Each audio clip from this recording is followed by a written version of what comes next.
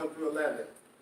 It's also in Mark, the first chapter, verses 12 and 13. All right? So I'm going to begin reading in Luke, 4th chapter. And Jesus, being full of the Holy Ghost, returned from Jordan and was led by the Spirit into the wilderness, being 40 days tempted of the devil. And in those days he did eat nothing, and when they were ended, afterward he hungered. And the devil said unto him, If thou be the Son of God, command this stone that it be made bread. Now, the first thing we need to note is that in verse 1, Jesus is now full of the Holy Ghost. Now, I want to ask you guys a question. How did he get full of the Holy Ghost? Okay, raise your hand. Praying, okay. Brother Zach? It descended on him like a dove.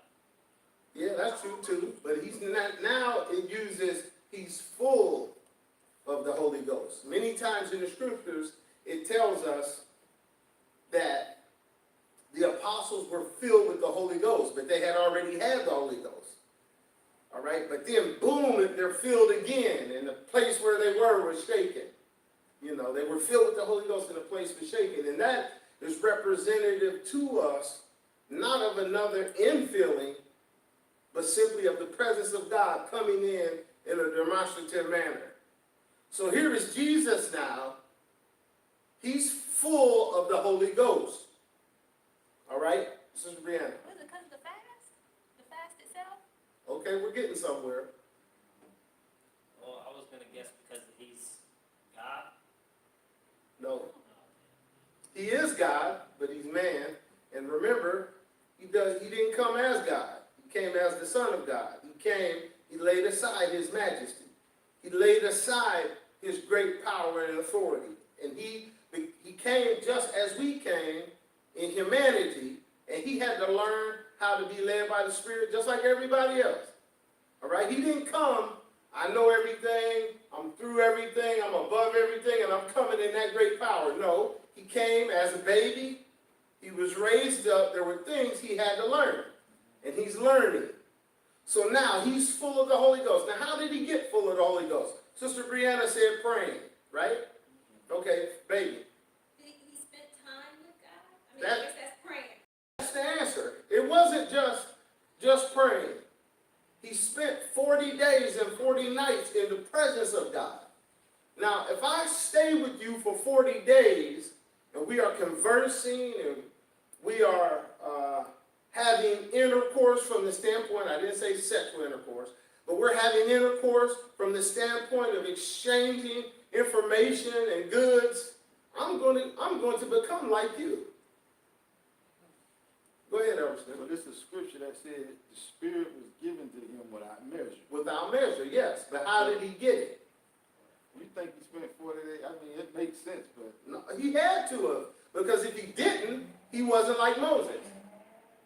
Remember, Moses tells us in Deuteronomy, there's going to be a prophet that's going to come like unto me.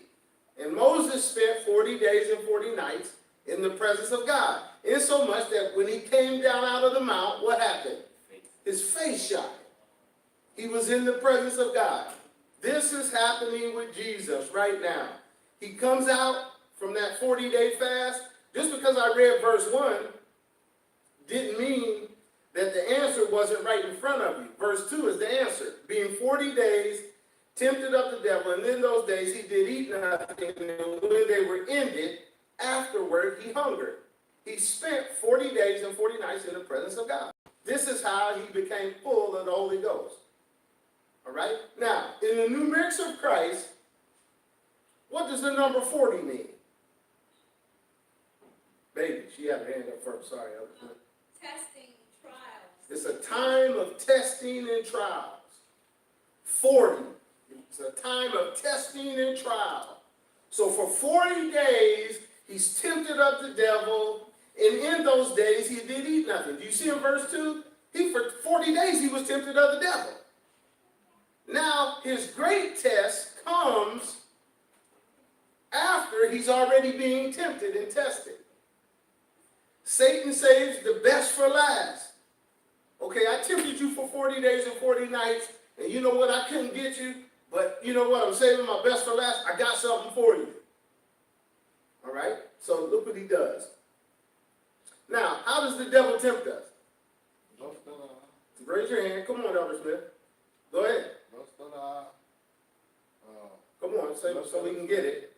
Lust of the eye. Lust of the flesh. Pride of life. All right. Lust of the eye, lust of the flesh, pride of life. That's always the way he does things.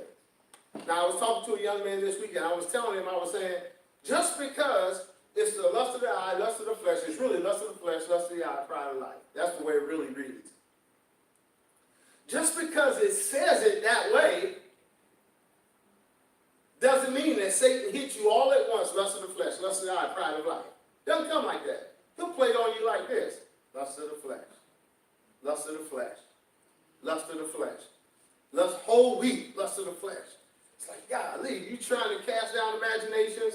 When he sees you wear down, then it's like, now lust of the eye. I'm going to bring something in front of you that you like. All right, he'll work on that lust of the eye, lust of the eye. He'll work on that, work on that, work on that. He might go back to lust of the flesh, lust of the flesh, lust of the flesh. He knows what he's doing. He's very strategic. And then all of a sudden, when you get wore down, situation has happened in your life, maybe you got discouraged, he hits you with now pride of life. You deserve it. You've been going through this. God has been dealing. If God loved you, why would he make you go through this? If I were you, I think I'd just let this thing go. And you know what? You deserve this, and you just might as well do it. That's the way it works. He's strategic. So he saves the best to last. All right, look at this. Look at verse 4. Verse 3. And the devil said unto him, If thou be the Son of God, command this stone that it may be made bread, or that it be made bread. If you are who you're saying you are, just command these stones to be made bread. Now you got to understand where he was and where he was being tempted. There were small, smooth rocks, about yay big, that looked like the size of small loaves of bread. So he's giving him a visual in his mind. Look, man, look at those rocks, man. They look like bread, man. Aren't you hungry? The Bible says he's hungry. Aren't you hungry, man? Go ahead. And if you're the Son of God, just go ahead and make these stones bread and just go ahead and eat. Seems right, doesn't it? He's hungry. Why not use that power God has bestowed upon you? Because he's full of what? But you still got to wait and be led by the Spirit. He's full of the Holy Ghost. The power of God is resonating in him. I dare say if any of us really went on a 40-day fast and we saw our way through it, through the grace of God, and we were seeking God's face, we would come out of that thing powerful, glowing, presence of God. Satan would be on us the same way, saying, why don't you just raise that dead body up? Just go ahead. Bishop Smith said the devil did that to him when his daughter died. Back then, they had the funerals in the home. He said he came down the steps. His Esther was, I think, when she died, she was like 18 months old. She died in his hands. And he said when he came down the steps, he looked on her little body in the casket, and the devil came to him and said, if you have faith, look at this. If you have faith, you need to get her and raise her from the dead. So how are you going to deal with that? We preach faith. We preach healing. We preach God has all power in heaven and earth. How are you going to deal with that? You got to go back to being led by the Spirit.